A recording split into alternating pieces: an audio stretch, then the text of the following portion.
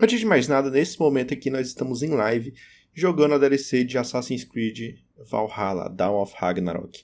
Eu vou jogar ela do começo em live até o final, não de uma vez só, tá? É uma série de lives.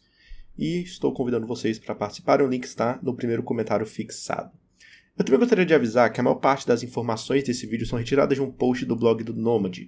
Nomad é um fanático por Shadow of Colossus, que já foi homenageado até pela empresa quando ela lançou o remake e colocou o seu nome nos créditos. Enquanto eu procurava informações para o vídeo, que estavam todas picadas e incompletas, eu achei um post de 2011 no blog dele, onde ele detalhadamente fala sobre todo o assunto do vídeo e muito mais.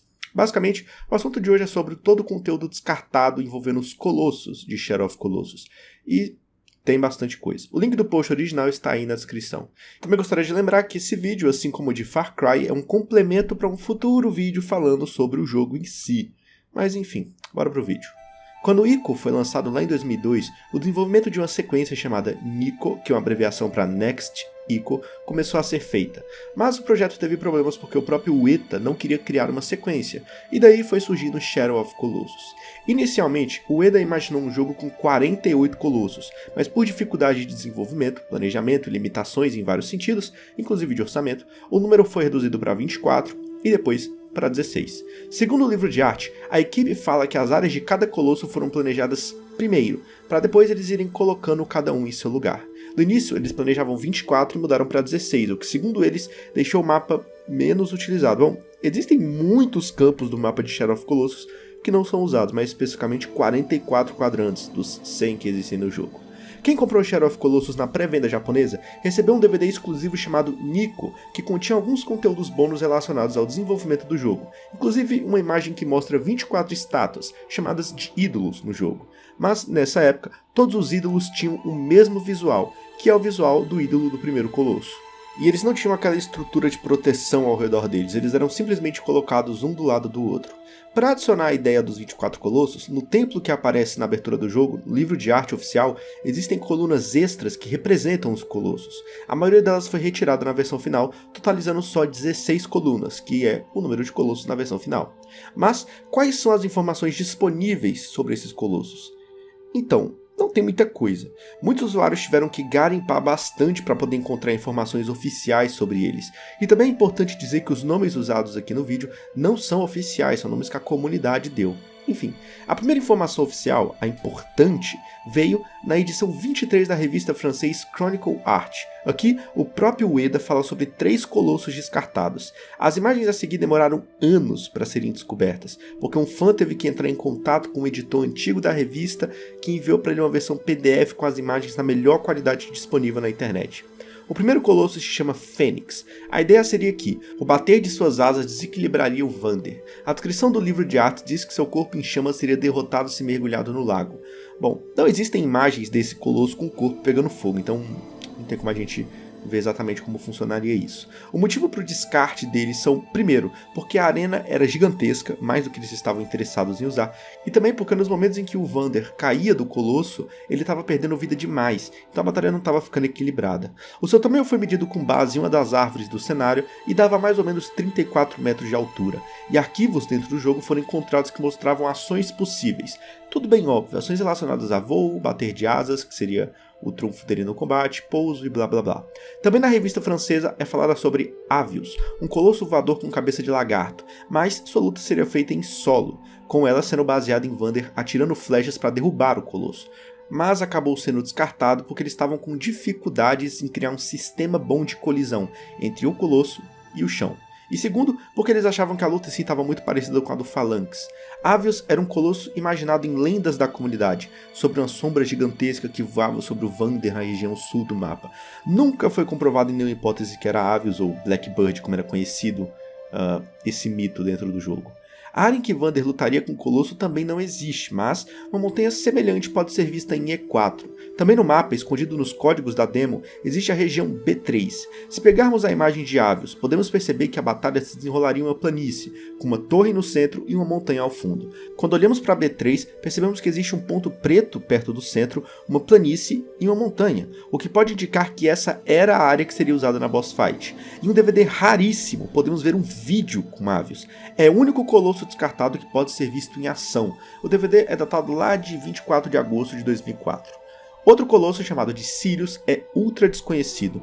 A única coisa que sabemos é que as pedras meio Stonehenge seriam usadas na luta, mas não se sabe como. As pedras estão no quadrante G7, mas não dá para saber se esse local seria usado na luta ou se as pedras simplesmente foram movidas para lá.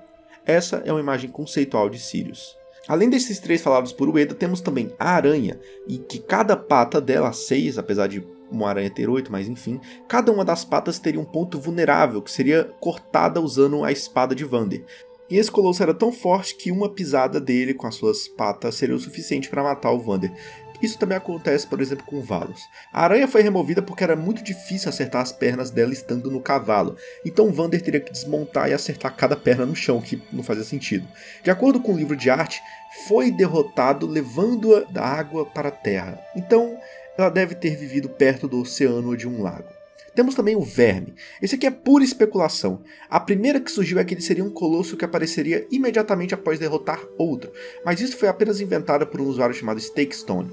O que aparece no blog Team Ico Gamers é que o Verme, ou Worm, foi descartado por ser extremamente forte e por sua arena estar ficando muito maior do que o planejado. Uma das únicas informações confiáveis que temos sobre o colosso é basicamente uma textura dele que ainda pode ser encontrada nos arquivos do jogo. Muito se especulou que o Verme poderia ser o mítico 17º Colosso, mas nada sobre seu papel no jogo já foi divulgado, principalmente porque um dos únicos desenvolvedores que se prestaram a falar sobre o jogo foi justamente o Ueda, e nem foi tanto assim, porque é bem sabido que os desenvolvedores ocidentais estão muito mais abertos a discutir o funcionamento interno de seus jogos, especialmente sobre os mistérios, falhas e os conteúdos não utilizados, do que os desenvolvedores orientais. Nós também temos o macaco. Ele aparentemente viveria em uma caverna com estalactites e conseguiria se segurar nela. Existe uma imagem de teste contra ele, e pelas coordenadas, ele parece ter sido planejado ou para o quadrante B4, a dúvida já que o terreno seria bem mais baixo do que o indicador dado pelas coordenadas, ou no terreno I3, que tem uma aproximação melhor. O fato de existir uma imagem in-game e testes feitos com o boss mostram que ele parece ter chegado até um estágio avançado do desenvolvimento do jogo, diferente de outros citados que são apenas esboços e simplesmente desapareceram. O próximo colosso é o Grifo. Sua luta seria parecida com a de Digi, mas foi descartado porque era muito fácil cair dele e o processo para chegar até o colosso era bem demorado, o que tornou a batalha extremamente tediosa. A descrição do livro de arte dizia que ele poderia ser derrotado usando fogo. Essa ideia acabou sendo usada no jogo para enfrentar o Colosso Celosia. Inclusive, existem arquivos do jogo que mostram que o fogo seria conseguido através de uma tocha. Seu ponto fraco conhecido ficava nas costas e sua localização é estimada no quadrante I7, pois as texturas das paredes que estão ao lado do boss podem ser encontradas no arquivo do jogo, sendo tratadas como a textura do quadrante I7, mas obviamente nada disso é confirmado e todas essas localizações são só uma especulação dentro do mapa do jogo que nós conhecemos. A gente vai falar disso lá pro finalzinho do vídeo. O próximo colosso e último é o Diabo.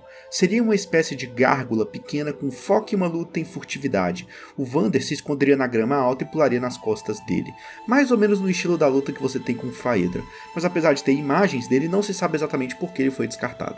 Existe também uma dúvida pertinente sobre um colosso descartado, porque o livro de arte diz que ele era um colosso pequeno, mas devido aos truques para derrotá-lo, sobrepondo-se aos métodos usados em outros colossos, ele acabou sendo cortado no final.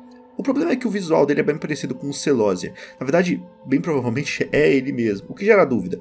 O Celosia foi inicialmente um colosso descartado, que por algum motivo, seja motivo de tempo ou falta de orçamento, teve que ser reaproveitado e inserido no produto final, ou esse colosso descartado citado no livro de arte era um terceiro colosso do tipo touro pequeno. É impossível saber. Algumas pessoas preferem apostar na primeira opção pela fala de Dormin para Celosia, que fala sobre um altar com vista para o lago, na versão original, sendo que não tem lago.